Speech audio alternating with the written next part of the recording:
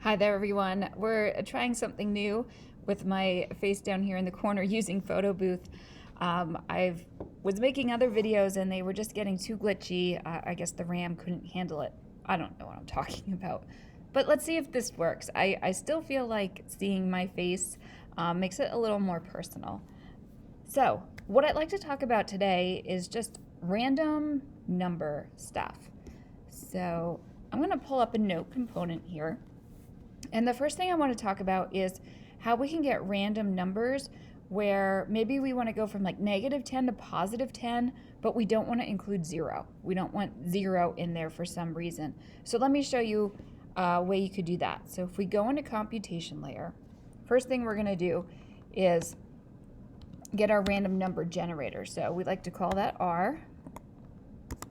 And I'm just going to leave the parentheses blank for now. Lunch is over. Now I have some variable that I want it to be a random number from -10 to +10, but I don't want to include 0. Well, the first thing I'm going to have to do actually is that's 2 intervals. I can have the interval from -10 to -1. I'm okay with that. And I'm also okay with the interval from 1 to 10. So I'm splitting it into two, can you see me? 2 intervals here. Let's see here. I'll just call it intervals. And that will be a random number, a random integer from 1 to 2. And I picked that because I have 2 intervals. If I had 3 different intervals, I would have gone from 1 to 3. All right. So here's what's going to happen with my variable. When the intervals equals 1, I want it to pick a random number between 1 and 10.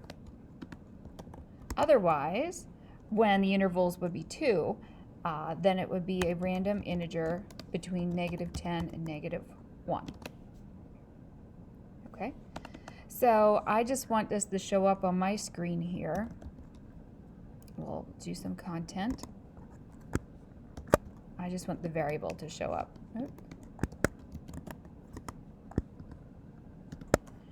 Well, and so that I can get it to generate over and over and over again, I'm going to put a button in.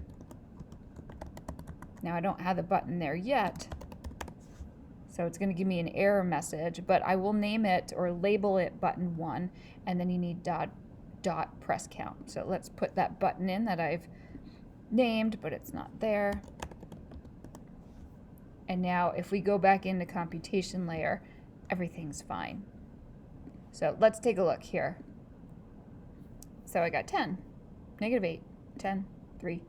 And if we do this, we'll never get 0. Okay, so that's one way to eliminate the numbers you don't want, is to break them up into intervals you do want and have it done that way. Another thing that could happen, let's just use another note here, is maybe the numbers that you want to generate are all over the place. So let's make a list. For some reason, the numbers that you want generated are -3 or -2 or 4 or 7 or 25 or 73. I don't know where they came from. There they are. So you randomly want a number selected, and those are the options. So now this is a short list, so it's not terrible, but if this were a longer list, we'd have to come up with something else, maybe. Again, I'm going to need the random numbers. And I'll use the same button to keep generating new ones. Okay. So this time I have 1, 2, 3, 4, 5, 6 different numbers that it would pick from. So I am going to say, I'll just call this number, num, equals a random integer from 1 to 6, because there are 6 different options. So what will be displayed, I'll call this displayed, is when the number equals 1, I want -3. That's the first number in my list. When the number equals 2, I want the second number in my list, which is -2. When num equals 3, I want the third number in my list. That's 4. When num equals 4, my fourth number is 7. When num equals 5, my next number is 25. Otherwise, num will equal 6, and then I'll get 73. So now it will randomly generate one of these 6 numbers. So let's just see what pops up when we do this. Okay. So my preview, both of these will be regenerated each time I click on this. So you can see here, these are my numbers from -10 to 10, excluding 0. Here are those 6 seemingly random numbers that I picked, and one of those will keep showing up.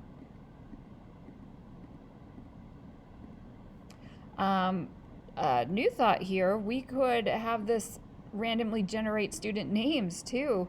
You know, if you want to call on a student and in here you have their names, say 6 students. You know, if one shows up, we're calling on student 1 that starts with that's student A. Do I need to do, that's Anna. Oh, never mind.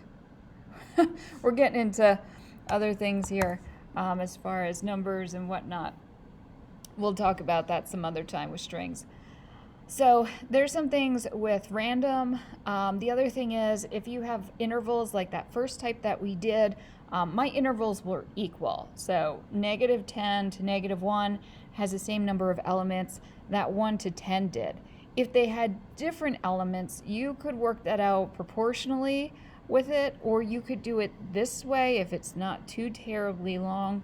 But there are just some options for you with random numbers. I hope this is helpful.